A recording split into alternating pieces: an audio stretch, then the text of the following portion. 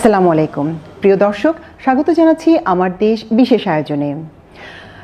ক্ষমতায় থাকার শেষ চেষ্টা হিসেবে ভারতে পালানোর আগে শেখ হাসিনা ৫ আগস্ট সকালে সে দেশের জাতীয় নিরাপত্তা উপদেষ্টা অজিত দোভালকে ফোন করে ঢাকার উপর দিল্লির হস্তক্ষেপ চেয়েছিলেন। দিল্লির সহায়তা চাওয়ার আগে তিনি দেশে সামরিক শাসন কিংবা জরুরি অবস্থা জারির চেষ্টা করে ব্যর্থ হন, কারণ বাংলাদেশের সেনাপ্রধান সহ শীর্ষ সামরিক কর্মকর্তারা তার প্রস্তাব নাকচ করে দেন। সংশ্লিষ্ট নির্ভরযোগ্য একাধিক সূত্র থেকে এ তথ্য জানা গেছে। অনুসন্ধানে আরও জানা গেছে খুব গোপনীয়তার সঙ্গে করা হয়। ভারতীয় নিরাপত্তা কর্তৃপক্ষের সঙ্গে শেখ হাসিনার ঘনিষ্ঠ নিরাপত্তা কর্মকর্তারা সমন্বয় করে ৪ আগস্টের মধ্যেই পরিকল্পনাটি তৈরি করেন। পরিকল্পনার সঙ্গে ছিলেন তৎকালীন SSF এর DG major general AKM Nazmul Hasan এবং সেনাবাহিনীর QMG লেফটেন্যান্ট জেনারেল মুজিব। অনুসন্ধানে আরও জানা যায়, শেখ হাসিনা ৪ আগস্ট বঙ্গভবনে রাষ্ট্রপতি মোহাম্মদ শাহাবুদ্দিন চুপ্পুকে ফোন করে জরুরি অবস্থা জারির জন্য প্রস্তুত থাকতে বলেছিলেন। সেনাপ্রধানকে নির্দেশ দিয়েছিলেন গুলিবর্ষণ করে ছাত্র জনতার বিক্ষোভ দমনের।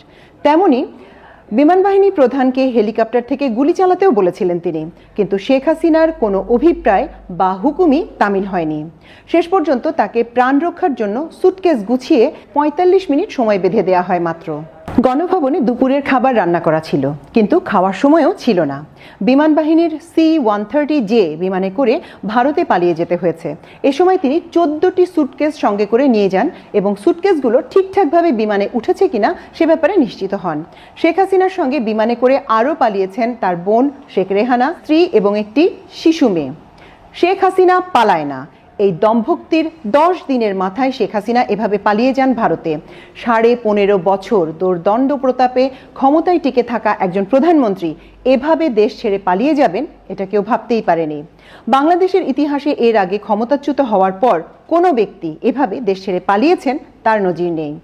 শেখ হাসিনা ভারতে পালিয়ে যাওয়া এবং ৩ থেকে ৫ আগস্ট পর্যন্ত গণভবন ও ঢাকা সেনানিবাসে কি ঘটেছিল সে বিষয়ে অনুসন্ধান চালায় আমার দেশ।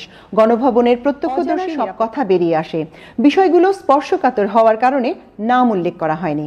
অনুসন্ধানে আরও জানা গেছে, ভারতের নিরাপত্তা উপদেষ্টা অজিত দোভালের সঙ্গে শেখ হাসিনার অন্তত 2 বার কথা হয়। দোভাল অন্যান্য কর্মকর্তার সঙ্গেও কথা বলেন এবং শেখ হাসিনার নিরাপত্তা নিশ্চিত করার তাগিদ দেন। ৫ আগস্ট বেলা 11টার দিকে সেনাপ্রধান জানায়, শেখ হাসিনা তেজগাঁও কুর্মিটোলা বিমানবন্দর থেকে যুক্তরাষ্ট্রের তৈরি বিমানবাহিনীর C-130J ও উইং কমান্ডার গোলাম রসুল চৌধুরী গণভবন থেকে গাড়িতে করে কুর্মিটোলা যাওয়ার জন্য প্রথমে জেদ ধরেন প্রধানমন্ত্রী।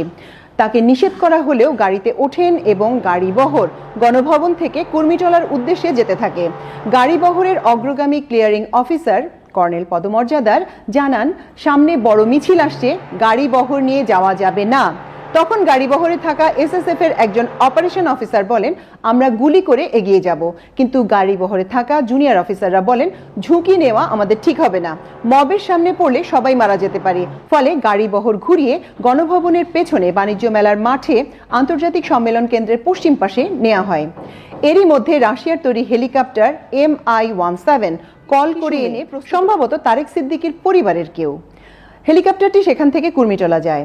পাইলট ছিলেন এয়ার কমোডোর আব্বাস ও গ্রুপ ক্যাপ্টেন রায়হান কবির। হেলিকপ্টারটি 12টা 30 মিনিটে কুর্মিটোলায় পৌঁছালে বেস কমান্ডার হিসেবে দায়িত্বে থাকা এয়ার ভাইস মার্শাল ABM আওয়াল তৎকালীন প্রধান কথা বলেননি, শুধু সুটকেসগুলোর খোঁজ নেন সবগুলো বিমানে উঠেছে কিনা। সঙ্গে বিমানে আরও ওঠেন DG SSF এর 3 থেকে 4 জন কর্মকর্তা এবং ফ্লাইট লেফটেন্যান্ট পদবীর একজন লেডি কর্মকর্তা। কুর্মিটোলা পৌঁছার 10 মিনিটের মধ্যে শেখ হাসিনা, শেখ রেহানা ও তারেক সিদ্দিকীকে নিয়ে বিমানটি উড্ডয়ন করে। এ সময় সিভিল অ্যাভিয়েশন কর্তৃপক্ষ শাহজালাল ঘুরে যায়, কিন্তু এই বিমানটি আকাশে উঠে নর্থ বেঙ্গলে না গিয়ে ত্রিপুরা দিয়ে আগরতলার দিকে চলে যায়, যাতে খুব অল্প সময়ে সীমান্ত পার হতে পারে। এরই মধ্যে ভারতীয় কর্তৃপক্ষের ক্লিয়ারেন্স পেয়ে বিমানটি সরাসরি দিল্লি চলে যায় এবং নামে দিল্লির উপকণ্ঠে উত্তরপ্রদেশের গাজিয়াবাদের হিন্দন বিমান ঘাঁটিতে। সেখানে ভারতের নিরাপত্তা উপদেষ্টা অজিত দোভাল শেখ হাসিনাকে অভ্যর্থনা জানান। জানা গেছে, শেখ হাসিনা সেখানেও অজিত দোভালকে ঢাকায় আক্রমণ করতে বলেন। শেখ হাসিনাকে হিন্দন ঘাঁটিতে নামানোর পর রিফুয়েলিং করে বিমানটি কর্মকর্তাদের নিয়ে ঢাকায় ফিরে আসে। গোয়েন্দা সূত্রে জানা গেছে, ভারতের নিরাপত্তা উপদেষ্টা অজিত দোভাল এর আগেও দফায় দফায় ঢাকায় এসেছেন।